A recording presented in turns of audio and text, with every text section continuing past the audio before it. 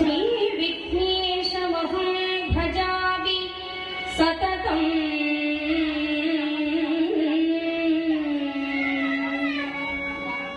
శ్రీ విఘ్నేశమహం భజామి సతతం స్నిగ్ధ ప్రసన్నా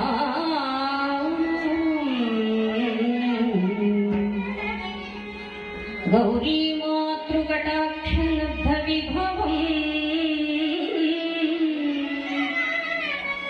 కారుణ్యపాదోనిధి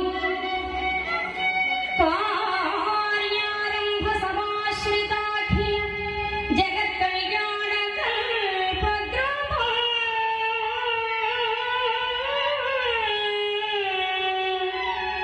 స్వాము ప్రేమ సుధా ప్రపూర్ణ హృదయం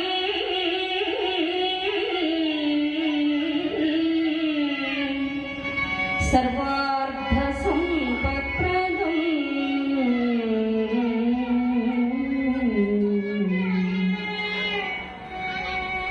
నారీ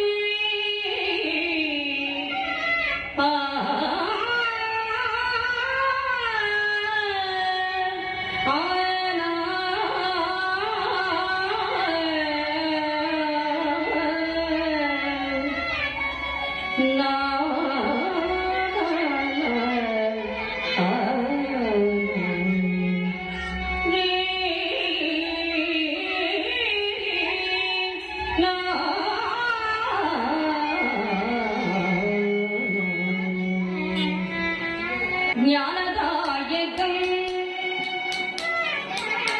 జ్ఞానదాయకం విఘ్నసాయకం జ్ఞానదాయకం విఘ్నసాయకం సామరిగమదాయకం వినాయకం సామరిగమదాయకం వినాయకం శ్రీగణజ తనయం సుభోగం చింతయామి సదయం జగం మహోదయం శ్రీగణజ తనయం.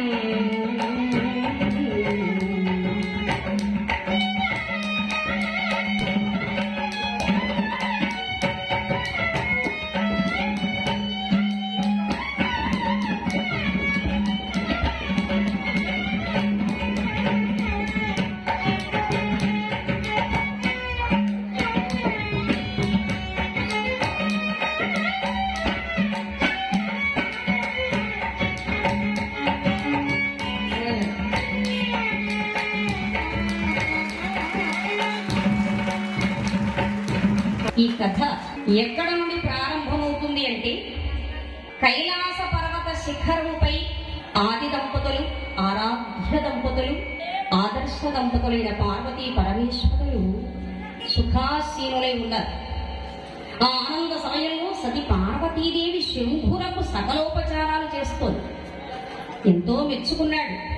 దేవి, ఏది ఏమైనా నేనంటే నీకు ఎంత వాత్సల్యం, ఎంత అభిమానం, ఎంత ఆప్యాయత, ఎంత అనురాగం దేవి. నీ సేవలకు మెచ్చుకున్నాను. తీరని కోరిక పేరుకుపోతే చెప్పు, ఈ క్షణం తీర్చేస్తాను అన్నాడు శంకరుడు. స్వామి, నేను చేసే సేవకు మీరు వెలకడుతున్నారా?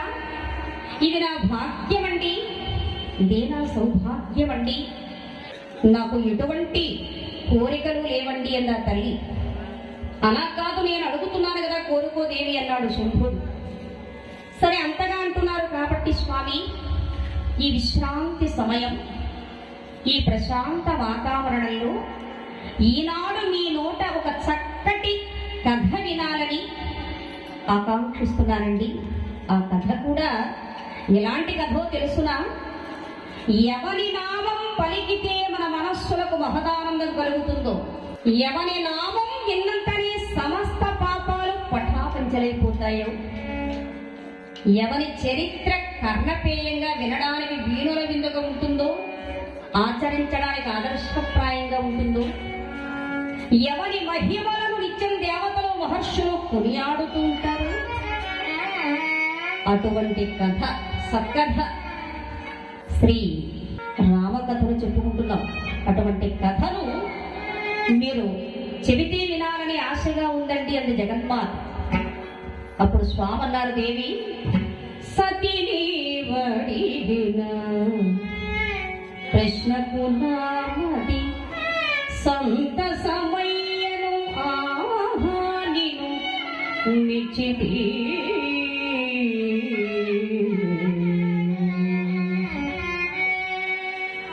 లోకంలో సామాన్యమైన స్త్రీలను మీకు ఏదైనా కోరిక ఉంటే కోరుకో తీరుస్తాను అంటే ఏం కోరుకుంటారు?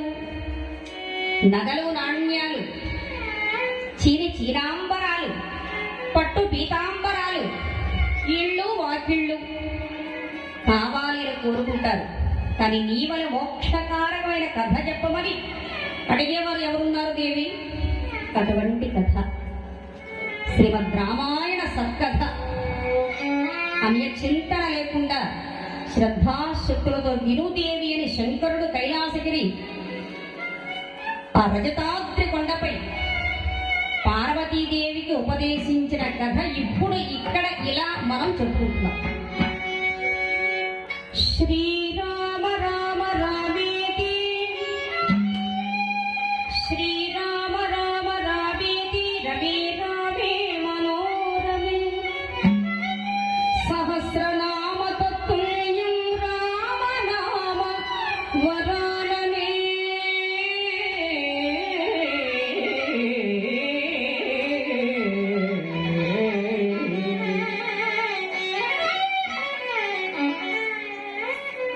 ఈ ఒక్క శ్లోకం పఠిస్తే విష్ణు సహస్రం పఠించినంత ఫలితమని పెద్దలు చెబుతారు. కూజంతం రామ రామేతి,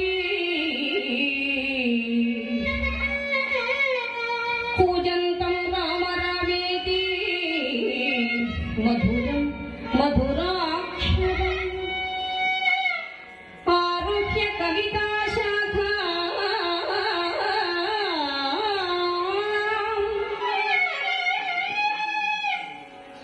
వందే వాల్మీకి కోకిలం.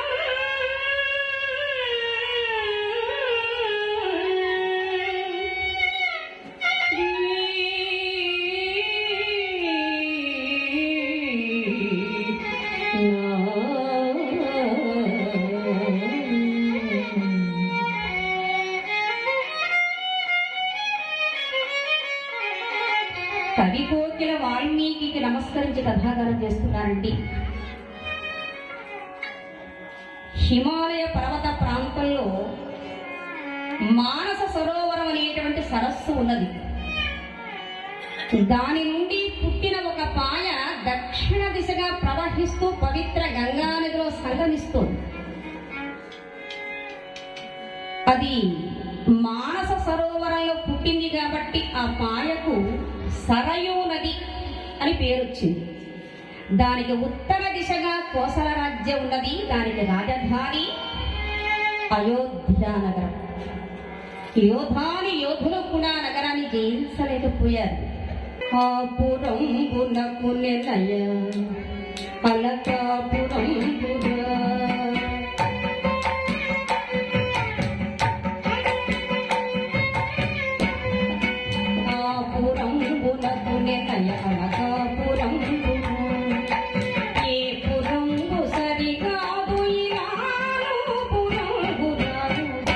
అయోధ్య నగరానికి సరి సమానమైన నగరం కుబేరుని నగరమైన అలకాపురమేనంటే అతిశయోక్తి ఎంత మాత్రమూ కాదు. భూమాత ధరించినటువంటి కాలి నూపురల్లా శోభాయమానంగా భాసిస్తుంది ఆ నగరం. పూర్వం వైవస్వత మనువుచే నిర్మించబడిందండి ఆ మహానగరం. ఆ నగరం మధ్యలో మహారాజు గారి యొక్క అంతఃపురం. ఆ అంతఃపురానికి 8 దిక్కులకు 8 రాజమార్గాలు నిర్మించబడి ఉంటాయి. రాజవీధులన్నీ కూడా గోమయం కలిపిన పన్నీటితో చల్లబడి ఉంటాయి. చక్కటి రంగుల రంగవల్లులు తీర్చిదిద్దబడి ఉన్నాయి. ఆ వీధులకు ఇరు ప్రక్కల కూడా ఫలవంతమైనటువంటి వృక్షరాజములు ఉన్నాయి. చాతురు వర్ణాల వారితో ఆ నగరం ఆకాశాన్ని అంటేటువంటి భవన నిర్మాణాలతో మహానగరంగా పరిఢవిల్లుతోంది. ఆ నగరంలోని సద్బ్రాహ్మణోత్తములు వేదాంగ విధులు షడంగ నిష్ణాతులు. ఆ నగరంలోని క్షత్రియులు మడము తిప్పనటువంటి మహావీరులు, ఒంటిగా సింహాన్నైనా కూడా మట్టి కనిపించగలిగినటువంటి వీరులు. అలాగే శత్రువు తమ కంటికి చిక్కితే అతని వంశంలో అతడు కడగొట్టు వాడైతే దయదలిచి విడిచిపెట్టేటువంటి ఉదాత్త చిరుతులు ఆ నగరంలోని క్షత్రియులు. ఆ నగరంలోని వణిజులందరూ కూడా కుబేరునికి కూడా అప్పు పెట్టగలిగినటువంటి శ్రీమంతులు, మహాలక్ష్మి సంపన్నులు. ఆ నగరంలోని శూద్రులందరూ కూడా సేవా తత్పరులు. ఆ నగరంలోని నారీమణులు పతిభక్తి పరాయణత్వం కలిగినటువంటి వారు. అటువంటి మహానగరాన్ని పరిపాలిస్తూ ఉన్నాడు అజమహారాజు తనయుడు దశరథ రాజేంద్రుడు. యథా రాజా తథా ప్రజ అన్నారు. ప్రభు ఎలా ఉండాలి? కూడుబెట్టేవాడై ఉండాలి, కానీ కూడబెట్టేవాడై ఉండకూడదు అన్నారు. కొందరికి పదవి అలంకారం, కొందరు పదవికి అలంకారం. రంజయతీతి రాజః, ప్రజలను రంజింపజేసేవాడే రాజు అన్నారు. పరోపకార పారీయుడైన దశరథ రాజనందనుడు శ్రీరామచంద్రుడు. మరి అతని అవతార విశేషమే నేటి సత్కథ. చక్కటి యవ్వనంలో భానువంతుని కుమార్తె అయినటువంటి కౌసల్యాదేవిని కళ్యాణమాడాడు దశరథ మహారాజు గారు. 10,000 సంవత్సరాలు ఎదురు చూశాడండి సంతానం కొరకు. సంతాన భాగ్యం కలగలేదు. సంతానం లేని వారికి సద్గతులు లేకపోగా దుర్గతులు ప్రాప్తిస్తాయి అన్నారు. పుత్రుడు లేని వారికి పున్నామ నరకం తప్పదన్నారు. పుణ్యం కొద్దీ పురుషుడు, దానం కొద్దీ బిడ్డలు అంటారు. భగవంతుని మీద భారం వేశాడు.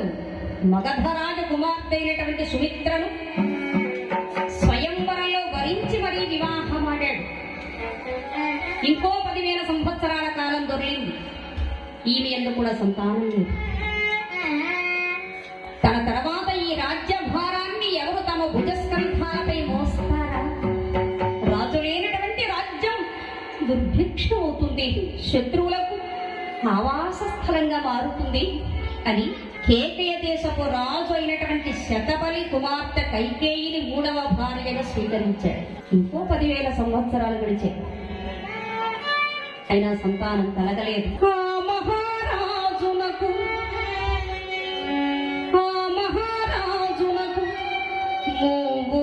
మూగురాండ్రుగాని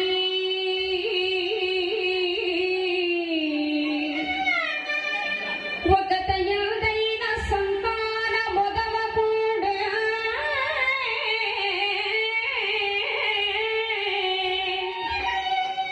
ఎట్టి వారలకైనా ఏదేని కొరత తప్పకుండక తీరదు ఈ ధరణిలో. హరి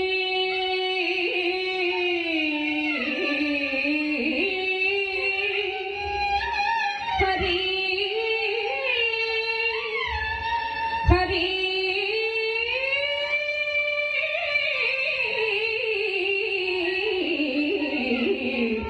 హరి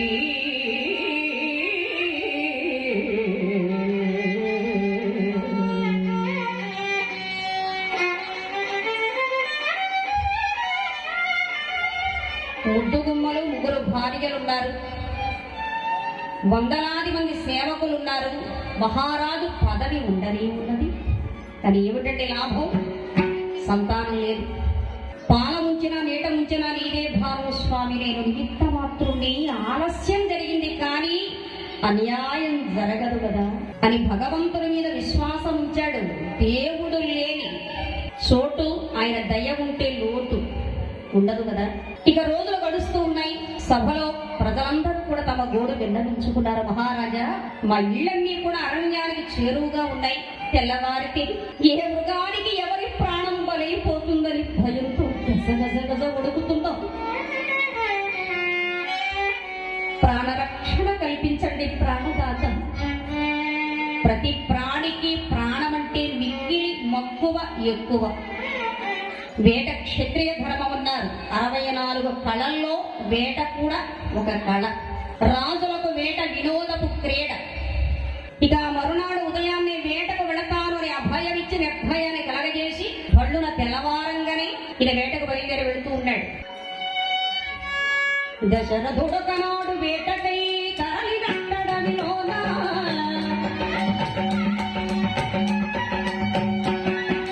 దశరథుడొకనాడు వేటకై తరలి వెట్టడమిలోన కిశీరముల మృగమన పరిహెత్తములు కనసరా.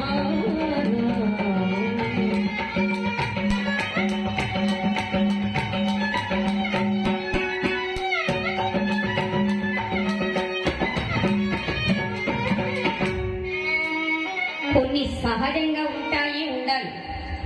కథకునికి మాట, హరికథ చెప్పేవాడికి మాటే మూట, ఇదే పెట్టుబడి. కథకునికి మాట, గాయకునికి పాట, నర్తకికి ఆట, నడకకు బాట, వైశ్యులకు కాట, భాగస్వాములకు వాట, పోలీసులకు తోట, రాజులకు వేట. ఇవి సహజంగా ఉంటాయి. వేటాడి వేటాడి బాగా అలసిపోయాడు దశరథుడు. చక్కగా వేట సాగిస్తూ ఉన్నాడు. ఓ మడుగు కనిపించింది. మంచి తీర్థాన్ని స్వీకరించాడు. చిన్న సదాలోచన చేశాడు. సాధన సాధ్యతే సర్వమన్నారు స్వామి వివేకానంద. అంటే సాధనతోనే ప్రతిదీ సమకూరుతుంది. వీలైతే ప్రయత్నం చేసి ఓడిపో కావాలంటే, కానీ ప్రయత్నం చెయ్యడంలో మాత్రం ఓడిపోవద్దు అంటాడు ఆయన. ఇప్పటి వరకు ఎన్నో మృగాలను నేను మట్టు పెట్టలేకపోయాను. ఎండ తీవ్రత భరించలేని మృగాలు ఈ మడుగులో దాహార్తిని తీర్చుకోవడానికి అడుగు పెడతాయి. ఆ పొదల చాటున నేను పొంచి ఉండి ఆ శబ్దాన్ని బట్టి శబ్దవేది బాణ ప్రయోగంతో ఆ మృగాలను మట్టు పెట్టాలి అనుకుని నిర్ణయం తీసుకున్నాడు దశరథుడు. అంటే ఈ శబ్దవేది బాణ ప్రయోగం యొక్క ప్రాశస్యం ఏమిటి అంటే, ఎదురుగా ఏ దృశ్యం కనిపించకపోయినా గిరికిడి ద్వారా గుడిగా బాణాన్ని సంధించడమే ఈ విలువిద్య యొక్క ఘనత. గురవు మనుష్య బుద్ధిస్తూ మంత్రేషు లిపి భావనం ప్రతిమాన శిలారూపం రౌరవం వ్రజేతన్న. అంటే సద్గురువుని మనుష్య భావంతో చూచిన, దైవ విగ్రహాన్ని శిలారూపంగా భావించిన, మహోన్నతమైన మంత్రరాజాన్ని అక్షర రూపంలో తలంచిన వారు రౌరవాది నరకాలు అనుభవిస్తారు. ఇంతమంది పెద్దల సమక్షంలో ఇలా నిలబడి కథాగానం చేయగలుగుతున్నాను అంటే మద్గురుదేవులు నాకు పెట్టినటువంటి భిక్ష. జయంతి రమణ గోవింద హరి. ఆ పొదల చాటున పొంచి ఉన్నాడు దశరథుడు. ఇది ఇక్కడే కథ. అదే అరణ్యంలో కాస్త దగ్గరగా ఒక పుణ్యాశ్రమం ఉన్నది. అవనీశ్వరులనే వృద్ధులైన ముని పుణ్య దంపతులు సంసార జీవనయాత్ర సాగిస్తున్నారు. వారికి ఒక్కగానొక కుమారుడండి, శ్రవణుడు, యజ్ఞదత్తుడు అంటారు ఆయన్ని. వారు శివారాధనలో మునిగి తేలుతున్నారు. నిఖిలాశ్రిత సుఖదాయక నీరాజన విదో నీకు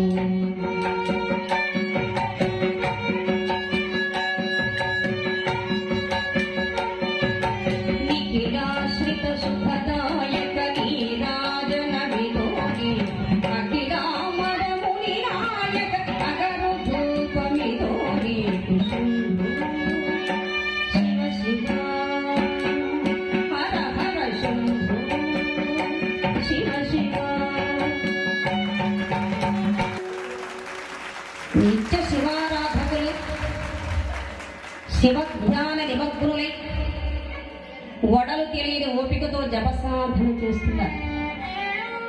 16 ఏళ్ల ప్రాయమండి శ్రవణ కుమారునికి. సకల విద్యలలో ఉత్తీర్ణుడైనాడు.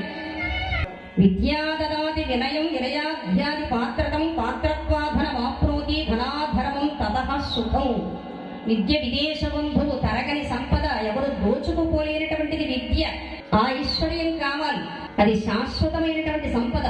ఈ శ్రవణ కుమారుడు తల్లిదండ్రుల సేవకే తన జీవితాన్ని కైంకర్యం చేశాడు. ఇది ఇలా ఉండగా ఒకనాడు తల్లిదండ్రులు ఉన్నారు, నాయన యజ్ఞదత్త, అంధులం వృద్ధులం కాటికి వెళ్లేలోపు ఒక్కసారైనా కాశీకి వెళ్ళాలిరా. మరి ఎలా తీసుకువెళతావో ఏమిటో, కొరివి పెట్టడానికి నా కొడుకు రుణం తెచ్చుకోరా. వరుణాసి 2 నదుల సంగమ స్థానమైన వారణాసి కాశీ క్షేత్రానికి చేర్చునాయన, ఇది ఆఖరి కోరిక అన్నారు. మనసుంటే మార్గం ఉంటుంది. నాకు చేత కాదు, చేవలేదు, నేను అసమర్థుణ్ణి అనుకుంటే వాడి అభివృద్ధి అక్కడే కుంటుపడుతుంది. వెంటనే కావిడ సిద్ధం చేశాడు. తల్లిదండ్రులను కావిడలో కూర్చోబెట్టుకుని పరమేశ్వర ధ్యానం చేస్తూ నట్టడవిలో ప్రయాణమై వెళుతూ ఉన్నారు కాశీకి. విధి ఎంత బలీయమైందో చూడండి. అన్నీ మనం అనుకున్నట్లుగా జరిగితే అసలు ఇది జీవితం ఎందుకు అవుతుంది? మనం ఊహించనిది జరిగితే కదా జీవితం. ఓం హర శంకర హర హర ఓం హర శంకర.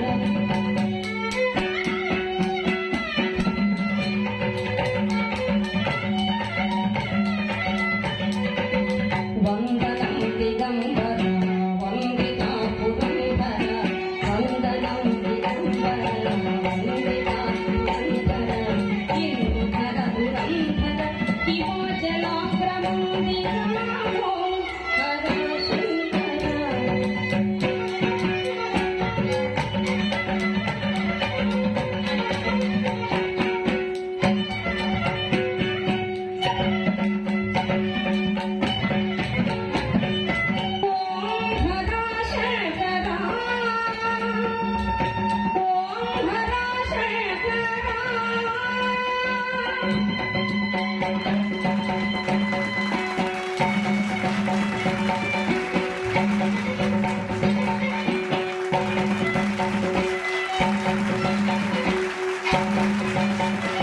నమః పార్వతీపదే హర హర మహాదేవ శంభో శంకర, జై రమా రమణ గోవింద. అలా వెళుతూ ఉన్నారండి. మార్గ మధ్యంలో తల్లిదండ్రులకు దప్పిక కలిగింది. నాయన శ్రవణ కుమార, మడుగు ఉందేమో సమీపంలో చూడు నాయన, కాస్త మంచి తీర్థం తీసుకురారా, గొంతు ఎండిపోతుంది, గొంతు పిడచకట్టుకుపోతుంది అన్నారు. ఆ కావడ చెట్టు నీడన దించి సొరకాయ బుర్ర తీసుకుని వెళ్ళాడు మడుగు దగ్గరకి. దశరథుడు మృగాల కోసం ఎదురు చూస్తున్న ఆ మడుగు దగ్గరికే వచ్చాడు. ఆ ముని బాలకుడు ముందుగా దోషుడు నీళ్లు తీశాడు. అమ్మా నాన్నలు ఆ నీళ్లలో కనపడ్డారు. యద్భావం తద్భవతి, నీ దృష్టి బట్టి సృష్టి కనిపిస్తుంది. శ్రీరామచంద్రమూర్తికి జై. కటనవయు తల్లిదండ్రుల కాన విడచి,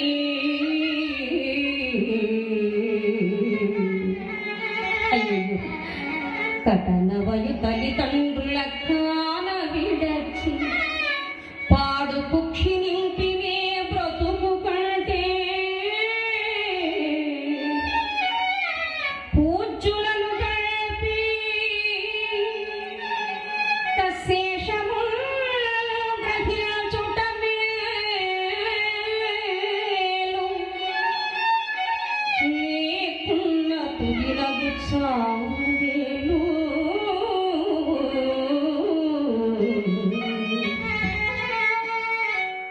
హరి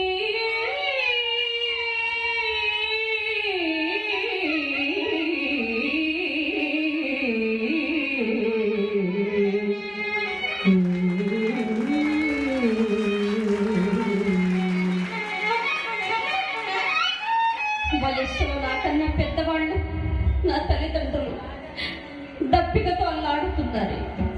వారికి దాహార్తిని తీర్చకుండా ముందు నేను సంతృప్తి చెందడం మహాపచారం కదా అని తాను త్రాగవలసిన నీళ్లు విడిచిపెట్టాడు. ఎప్పుడైతే సొరకాయ బుర్ర నీటిలో ఉంచాడో బుడబుడ అనే శబ్దం వచ్చింది. ఇది విన్నాడు దశరథుడు. భయంకరమైన విషపూరితమైన మృగం మడుగులో అడుగు పెట్టి దాహార్తిని తీర్చుకుంటుంది అని భ్రమించాడు. విషపూరితమైన బాణాన్ని అది రీపున దూసుకుని పోయి శ్రవణ కుమారుని గుండెల్లోకి ఘోరంగా చొచ్చుకుపోయింది.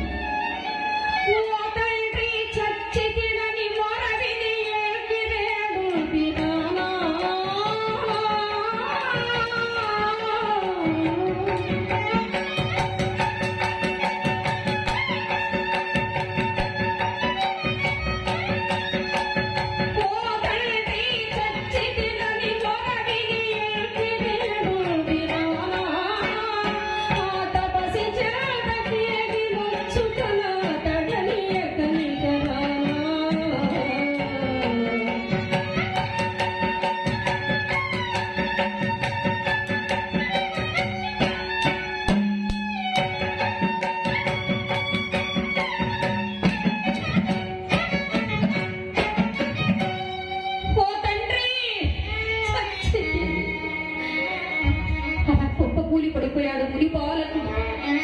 ఇది విన్నాడు దశరథుడు. ఉలిక్కి పట్టాడు. అయ్యయ్యో, ఎంత ఘోరం జరిగింది! నేను సంధించిన బాణం ఎవరో ఒక నరునికి తగిలింది. పరుగు పరుగున వచ్చి చూశాడు. కొన ప్రాణంతో కొట్టుమిట్టాడుతూ ఉన్నాడు ముని బాలకుడు. బాలసూర్య ప్రభాభాసమాన తేజోమూర్తి. రెండు కనులు చాలడం లేదు ఆ దివ్య మంగళ విగ్రహ స్వరూపాన్ని అశాంతం చూడడానికి. బ్రహ్మ తేజస్సు, చక్కటి వర్చస్సు. నాయన, ఎవరు నోచిన నోముల పంటము ఏమో కదా. నేను సంధించిన బాణం ఇలా నీ మరణానికి కారణమవుతుందని కనైనా ఊహించలేదు. ప్రాణం తీయడం ఎంత సులభం, ప్రాణం పోయడం అసంభవం కదా. ప్రాణం పోసిన అవకాశం లేనప్పుడు ప్రాణం తీసే అధికారం నాకెక్కడిది? నేను రాజార్హుణ్ణి కాను, నేను శిక్షార్హుణ్ణి.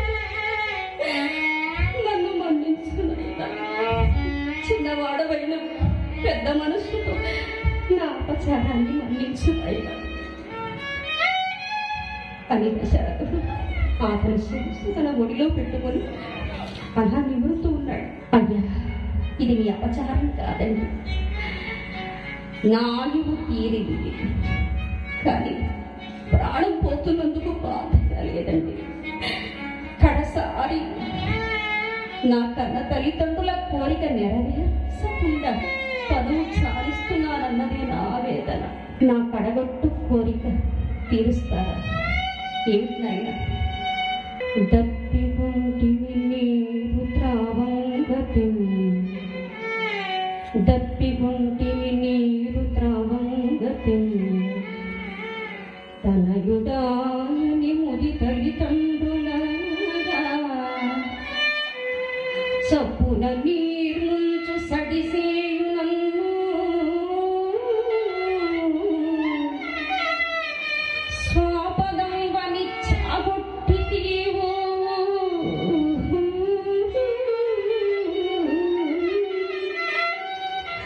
ఇപ്പോరికి పొరపాటు మాటిన చావు. ఎటుకై దురదృష్టవంతులకు తప్పక ఈ వార్త దాచి నంగన్న తాపసునకు దప్పిక తీర్చి పొమ్ము. అయ్యా,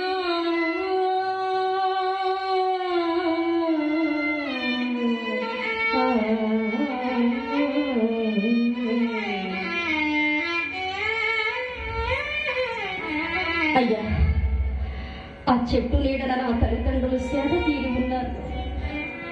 వారికి దాహార్తిని తీర్చండి, నా మరణ వార్త దాచండి, ఈ కోరిక నెరవేర్చండి అని మాట తీసుకుని ప్రాణాలు విడిచిపెట్టాడు శ్రవణ కుమారుడు. హర హర మహాదేవ శంభో శంకర.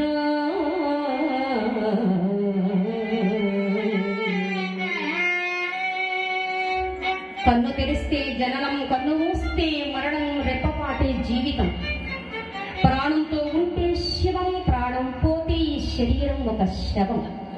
దీన్ని ఉత్కృష్టం చేసుకోవాలి కానీ నికృష్టం చేసుకోకూడదు అంటారు. ఇల్లు వాకిలి నాది ఇల్లాలు నాదనుచు ఏల భ్రమసితి ప్రియ మనస.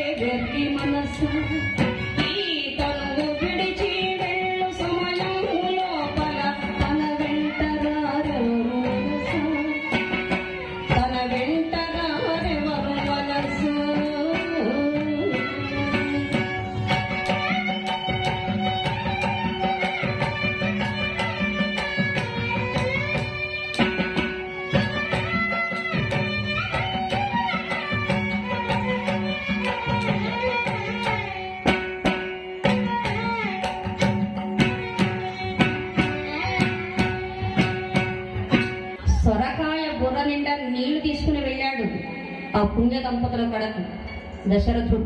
నీళ్లు తెచ్చాను, దాహార్తిని తీర్చుకోండి అన్నాడు. కళ్ళు లేకపోయినా కంఠం పొడుచుకున్నారు. ఎవరు నీవు? మా బిడ్డడు ఏడి? నిజం చెప్పు నాయన, మా కుమారుడు క్షేమంగానే ఉన్నాడు కదా. నీళ్ల కోసం వెళ్ళిన వాడు ఇంకా తిరిగి రాలేదు. నీవు ఎవరో తెలియదు, నీళ్లు తెచ్చి త్రాగమంటున్నావు, ఏం జరిగింది నాయన అన్నారు. అక్కడ మాట ఇచ్చాడు దశరథుడు, మాట తప్పడం ఆయనకి చేత కాదు. ఏం జరిగింది అని వీళ్ళు ఆరా తీస్తున్నారు, అబద్ధం చెప్పడం ఆయనకి అలవాటు లేదు. సందిగ్ధావస్థలో నలిగిపోతున్నాడు దశరథుడు. ధర్మానికి కట్టుబడి నిలిచిన వారికి అడుగడుగునా పరీక్షలే. దివ్య దృష్టితో జరిగినదంతయు కూడా వారు గ్రహించారు. తమ కుమారుడు ఈ దశరథుని చేతుల్లోనే బలైనాడు అన్న సంగతి గ్రహించారు. అన్నిటి పర్యంతమయ్యారు. శోకదేవతలా మారి వలవలా విలపించారు. కొడుకా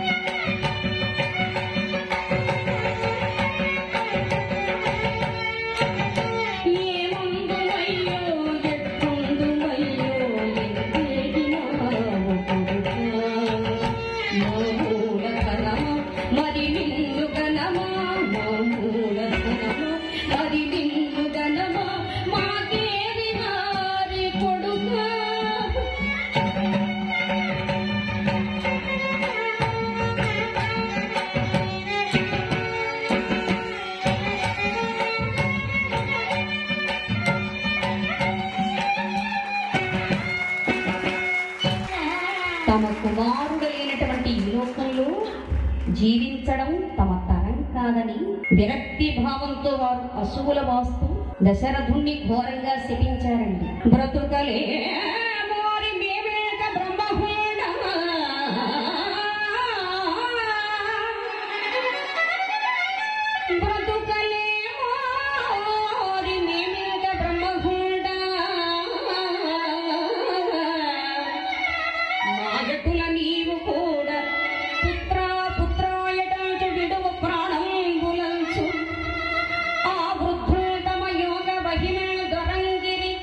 వడముల పొడు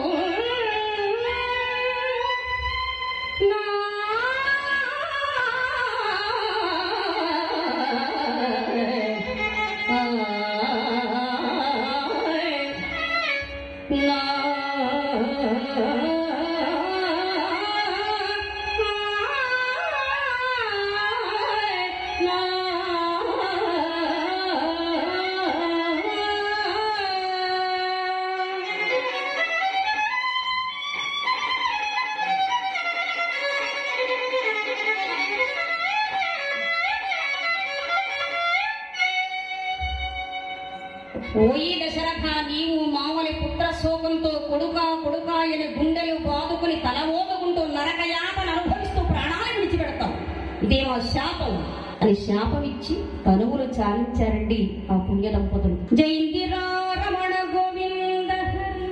చేసేది లేక ఆ 3 కళేబరాలకు దహన సంస్కార క్రియలు ఆచరించి అదే మడుగులో అభ్యంగన స్నానం చేసి అనంతరము అంతఃపురానికి వెళ్ళి అటు ఇటు తిరుగాడుతూ ఉన్నాడు.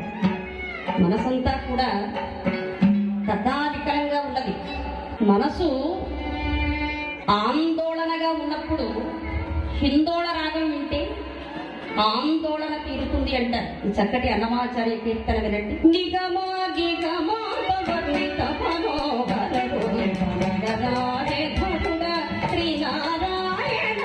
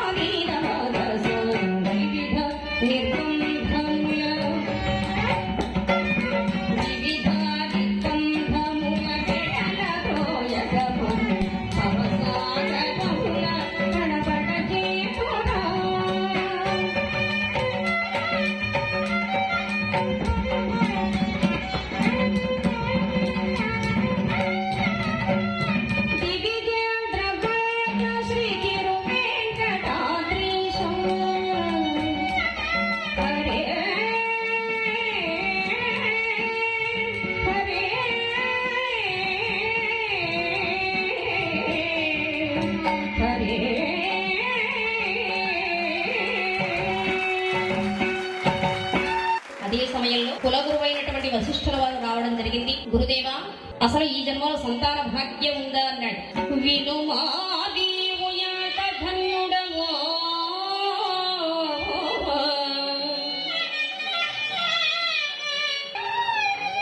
వినిపించద నీకు ఒక్క రహస్యమో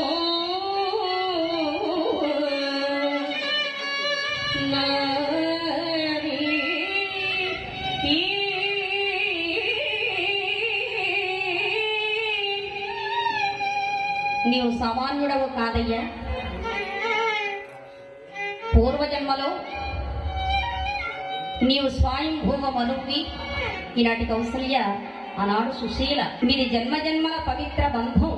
శ్రీమన్నారాయణమూర్తి కొరకు కఠోరమైనటువంటి తపస్సు చేశారు. ఓం నమో భగవతే వాసుదేవాయ అనే మంత్రాన్ని జపిస్తూ తప్పిస్తూ పఠిస్తూ స్వామివారు అనుగ్రహించారు. భక్త నీ భక్తికి మెచ్చాను, ఏం కావాలి అన్నారు. స్వామి 3 జన్మల యందు నీవే మాకు బిడ్డగా పుట్టాలి, అట్లా మమ్మల్ని అనుగ్రహించు స్వామి అన్నారు దంపతులు. తథాస్తు అని హరి అంతర్ధానమయ్యారు. వీరు తపస్సు చేసింది కృతయుగంలో, తర్వాత త్రేతాయుగ కాలంలో.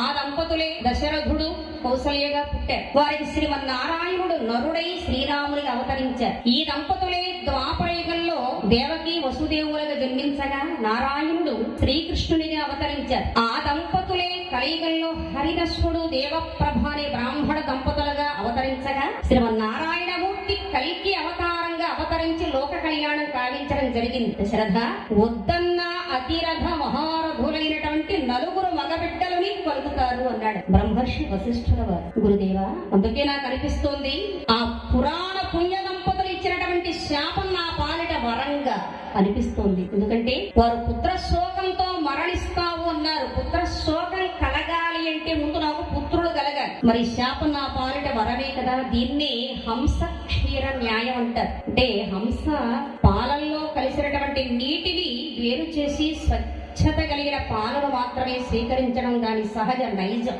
ఈ చెడులో ఉండే మంచిని నేను స్వీకరిస్తున్నాను హంస క్షీర న్యాయంగా అన్నాడు దశరథ మహారాజు గారు. జయంతిరా రమణ గోవింద శ్రీరామచంద్రమూర్తికి జై. కాలము మళ్ళిన ఆలు మగలేవో కలిగెదరటు సుతులి పోడు.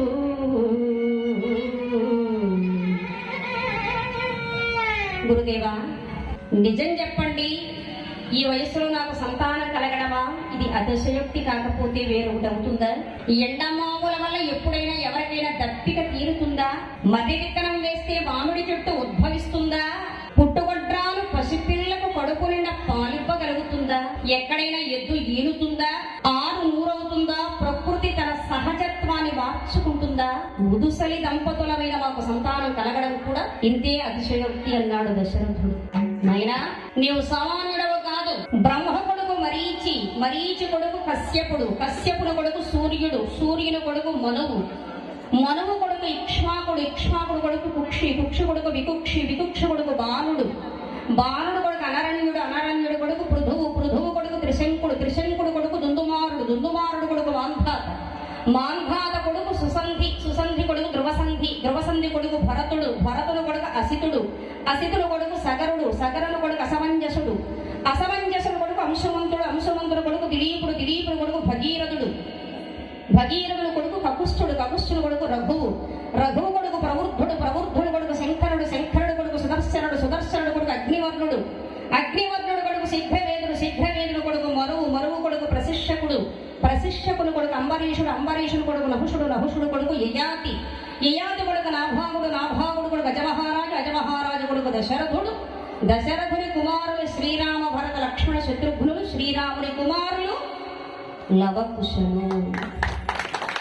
ఇది శ్రీరామ వంశ పరంపర, శ్రీరామ వంశ వృక్షం. ఇన్ని పేర్లు ఎలా జ్ఞాపకం పెట్టుకున్నారండి అంటారేమో.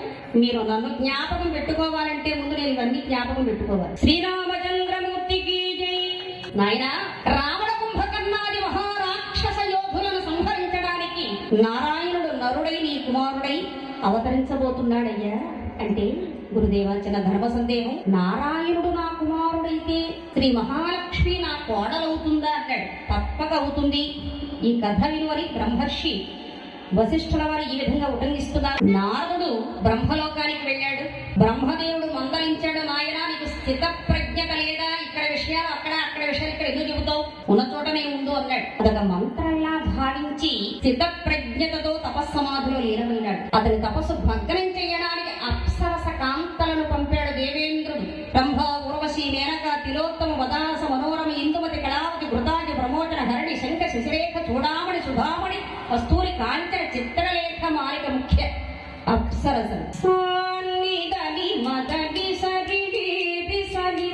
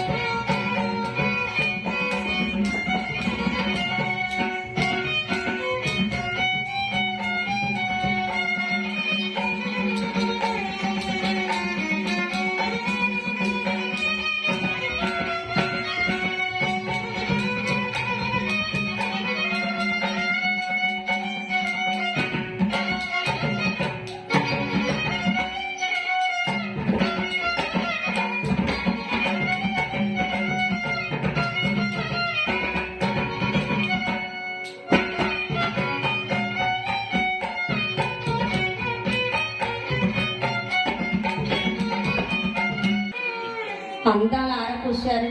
నారదుడు చెలించలేదు. ఈ విషయాన్ని అన్ని లోకాల వారికి చెప్పాలి, నేను కామ విజేతను అని బ్రహ్మలోకానికి, కైలాసానికి, తిరిగి వైకుంఠానికి కూడా వెళ్ళి నారాయణమూర్తితో చెబితే స్వామి గర్భభంగం చెయ్యాలని సంకల్పించారు. గగన వీధిలో వెళుతున్న నారదునికి సుందరమైన నగరం కనిపించి క్రిందకు దిగితే అది శ్రీనివాసపురం అని, ఆ మహారాజు గారి పేరు శీలనిధి అని, కుమార్తె జగన్మోహినికి స్వయంవరం అని తెలిసి ఆమె అంత అందంగా ఉంటుందో ఒక్కసారి చూసి తీరాలని అలా వెళ్ళి చూశాడు. మనసు పారేసుకున్నాడు, ప్రేమలో పడ్డాడు. వైకుంఠానికి వెళ్లి హరిముఖాన్ని ధరించి స్వయంవర సభలో కూర్చున్నాడు.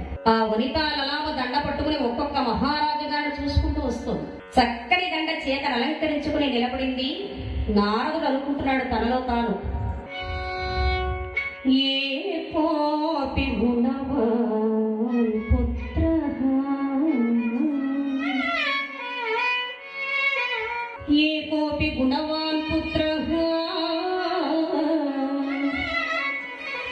నిర్గుణేన శతైరపి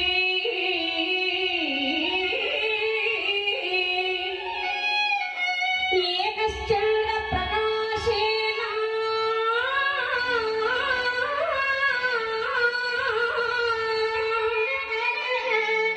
నక్షత్రైః కిం ప్రయోజనం,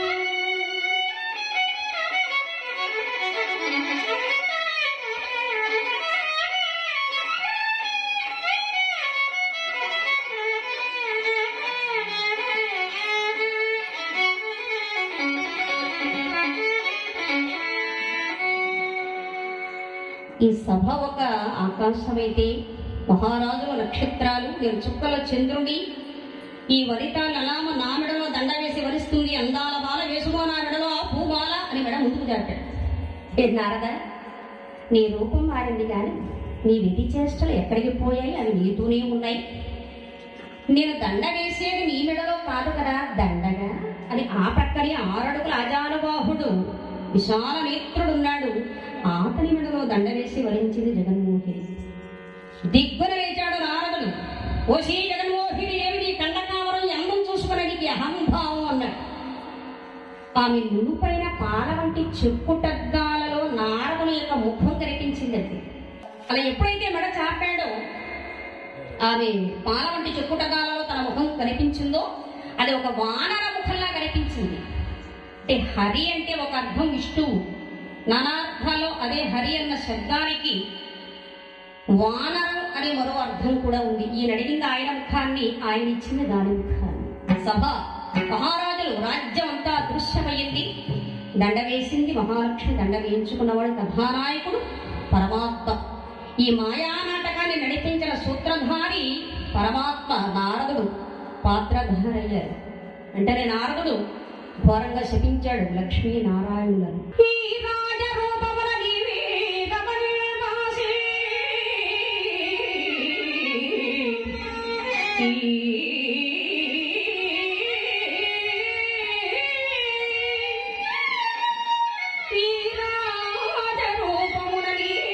రమణింబాసి అడవుల తిరుగునాడు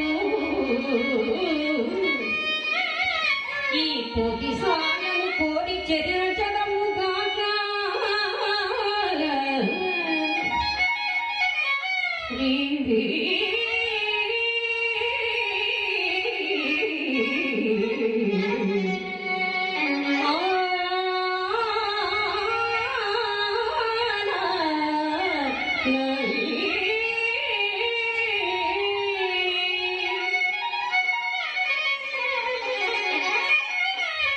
రాజవంశంలో రాకుమారుడిగా స్వామి నీవు నరుడవై అవతరిస్తావు. అయోనిజగా మహాలక్ష్మి భూలోకంలో అవతరిస్తుంది. ఇప్పుడు స్వయంవరంలో నిన్ను వరించి వివాహమాడినట్లుగా అప్పుడు మీ కళ్యాణం జరుగుతుంది.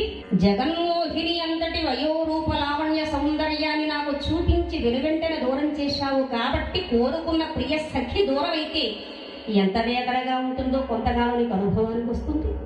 ఒక వానర ముఖం నాకు ఇచ్చానని తెగ మురిసిపోతున్నావు. ఈ వానరుల సహాయంతోనే నీ ఇల్లాలిని చేపట్టి నీ ఒక ఇంటి వాడవవుతావు. నీ కథకు శుభం కార్డు వేసేది నీవేనయ్యా అని నారదుడు శాపమిచ్చాడు లక్ష్మీనారాయణుల. స్వామివారు అన్నారు, నాయన ఆవేశంతో అన్నా ఆలోచనతోనే అన్నావు.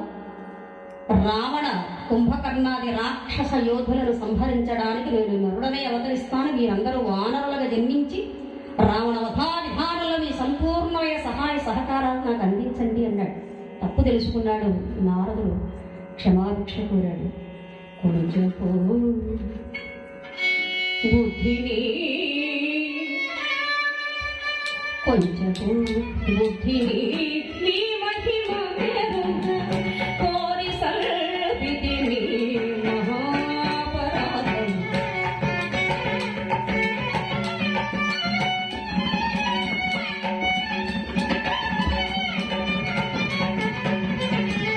కొంచెపు బుద్ధి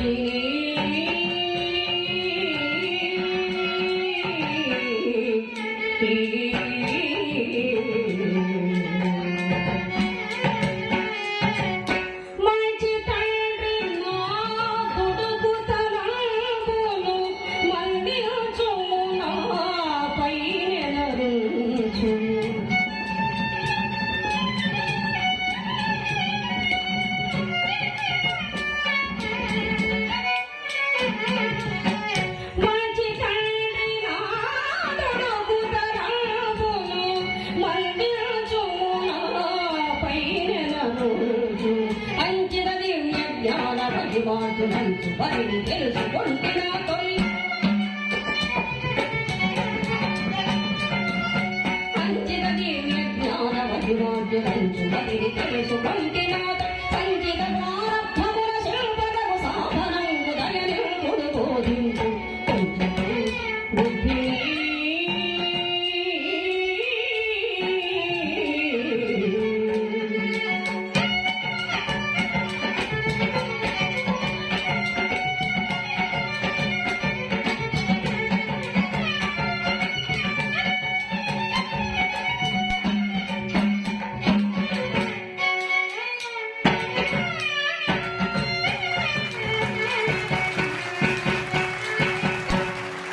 నా ప్రచారాన్ని మన్నించండి అన్నాడు. ఉత్తమస్య క్షణం కోపం మధ్యమే ఘటికాద్వయం మూర్ఖస్య మరణాంతరం. ఉత్తమునికి ఒక క్షణం మాత్రమే కోపం ఉంటుంది, మధ్యమునికి రోజంతా కోపం ఉంటుంది, మూర్ఖుడికి మట్టిలో కలిసిపోయేదాకా కోపం ఉంటుంది. కాబట్టి ఉత్తమోత్తముడైన స్వామి మన్నించారు. ఈ కథనంతా కూడా పూసగుచ్చినట్లు బ్రహ్మర్షి వశిష్ఠుల వారు దశరథుడికి తెలియపరిచిన ఆయన, మరి నీ ధర్మం ప్రకారంగా అశ్వమేధయాగం సంవత్సర కాలం చెయ్యాలి. ఎందుకంటే అవరీశ్వరులు శ్రవణ కుమారుడు మరణించడానికి కారణం నీవు కాబట్టి అది స్వయంకృతాపరాధం, బ్రహ్మహత్య మహాపాదము నిన్ను వెంటాడి వేధిస్తోంది. దాని ప్రాయశ్చిత్తం కొరకు అశ్వమేధయాగం జరగాలి. మరి సంతాన లబ్ధి కొరకు పుత్రకామేశ్చ సల్పు నీకంత శుభం చేకూరుతుంది అన్నారు బ్రహ్మర్షి వశిష్ఠుల వారు. అప్పుడు దశరథుడు అన్నాడు, స్వామి మీ చేతుల మీదుగా జరిపించండి ఈ పుణ్య కార్యక్రమాలు. అంటే నాయన మేము ఎంతటి సమర్థులమైనా అన్ని పనులు మా చేత కావయ్యా. కొందరు కొన్నిటికి అర్హులు. కారణజన్ముడు కశ్యప ప్రజాపతి వంశీయుడు విభాండకుల కుమారుడైన ఋష్యశృంగుడు. మరి శాంత ఋష్యశృంగులను రావించి ఈ పుణ్య కార్యక్రమాన్ని పూర్తి గావించు అంటే ఆయన యొక్క వేదవాక్కు భావించి శిరసావహించి శాంత ఋష్యశృంగులను రావించి వారి ఆధ్వర్యంలో సంవత్సర కాలం అశ్వమేధ యాగం పూర్తయింది. తర్వాత పుత్రకామిష్టి కూడా పూర్తి చేయగా ప్రాజాపత్య పురుషుడు పాయస పాత్ర దశరథునికి ఇవ్వగా ఆ పాయసంలో సగభాగాన్ని కౌసల్యకు, మిగిలిన భాగంలో సగభాగాన్ని సుమిత్రకు, మిగిలిన భాగంలో సగభాగాన్ని కైకకిచ్చి 4వ వంతు భాగాన్ని రెండవసారి సుమిత్రకి ఇవ్వడం జరిగింది. ఆయాసం వచ్చేదాకా పాయసం తాగింది కాబట్టి ఆమెకు కమల పిల్లలు కలిగారు. 12 నెలలు మోసిందండి రామచంద్రమూర్తిని కౌసల్యాదేవి తన గర్భావసానం. గమప్ప గమప్ప గమప్ప గమప్ప గమప్ప ని పప్ప గమప్ప గమప్ప గమప్ప ని పప్ప మగ గమప్ప సని పని పప్ప బప్ప మగ స గమప్ప ని స సమగ స సని సని పప్ప ని ని సని పప్ప పప్ప ని పప్ప మగ స పప్ప మగ మప్ప పని పప్ప మగ మప్ప సని పప్ప పని పప్ప మగ స గమ పని పప్ప ని సని పని స గమ స స సని పప్ప మగ స.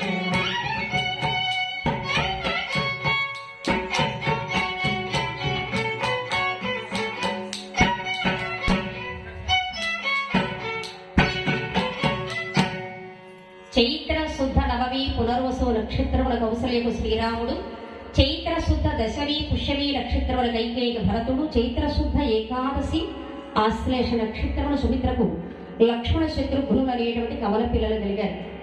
అవతరించే శ్రీరామచంద్రుడు ఆశితావనగరుడు వేణుడు. అవతరించే శ్రీరామచంద్రుడు ఆశితావనగరుడు వేణుడు. అవతరించే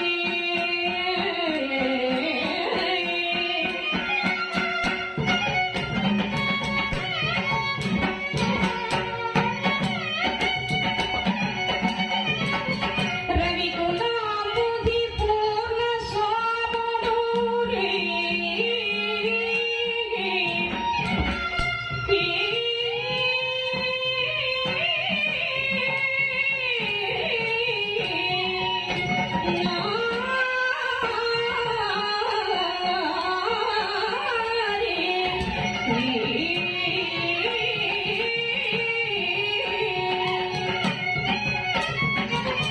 రవికులాంబుధి పూర్ణ సోముడు రావణానేక మృగేంద్రుడు.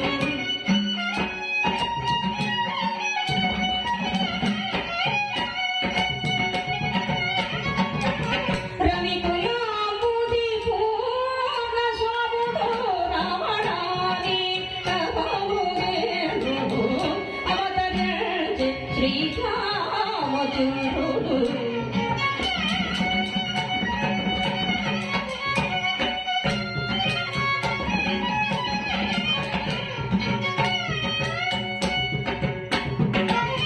ఈ నలుగురు పిల్లల్ని చక్కగా ఉయ్యాలలో వేసి జోలపాటలు పాడుతున్నారు. ఆ సమయంలో జోరవికుల శుభంగ జో సంతాంగ జోరవికుల శుభంగ జో సంతాంగ కరుణారసాభంగ కరుణాంతరంగ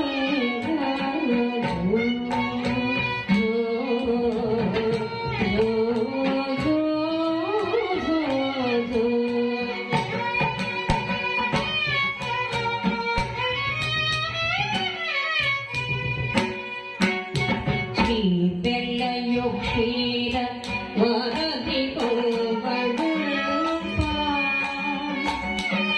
భద్రాద్రి క్షేత్రంలో భక్త రామదాసు గారు రచించిన ఈ కీర్తనతోనే స్వామికి ఊంజల్ సేవ, పవళింపు సేవ జరుగుతుందండి. శ్రీ బెల్లయు క్షీర వరది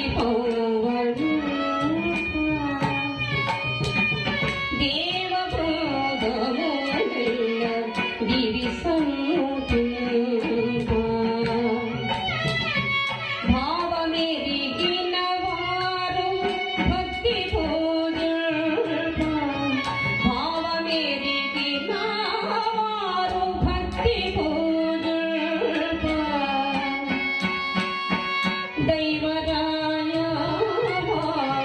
వశాగే వర్ణింపు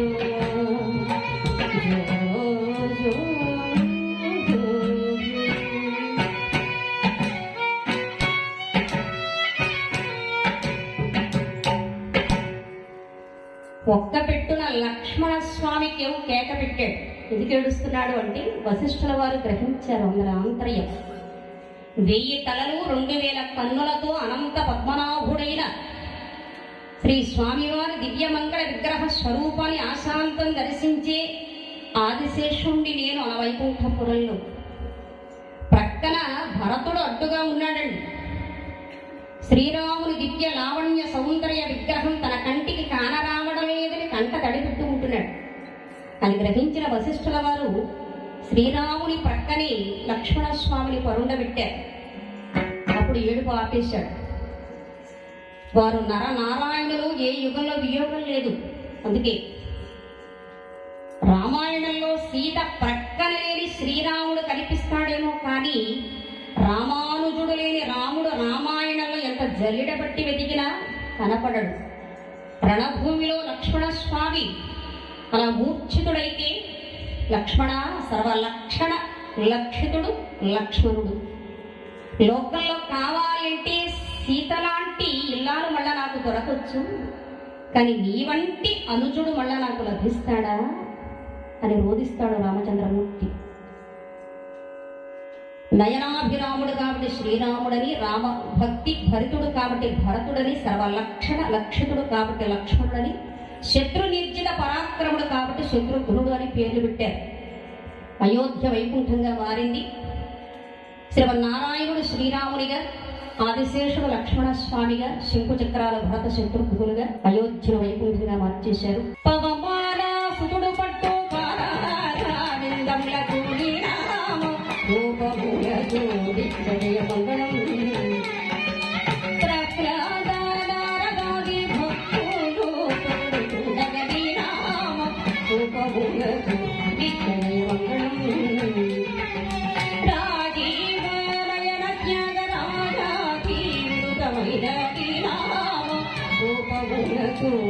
జయ మంగళం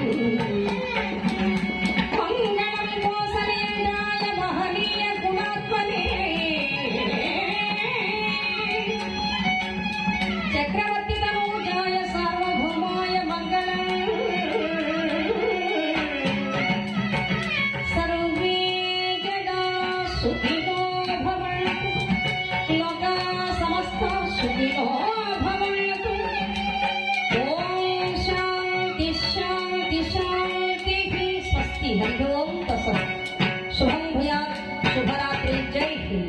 నా హరికథ కార్యక్రమాన్ని ఏర్పాటు చేయదలుచుకున్న వారు ఈ ఫోన్ నంబర్స్ కి సంప్రదించగలరు.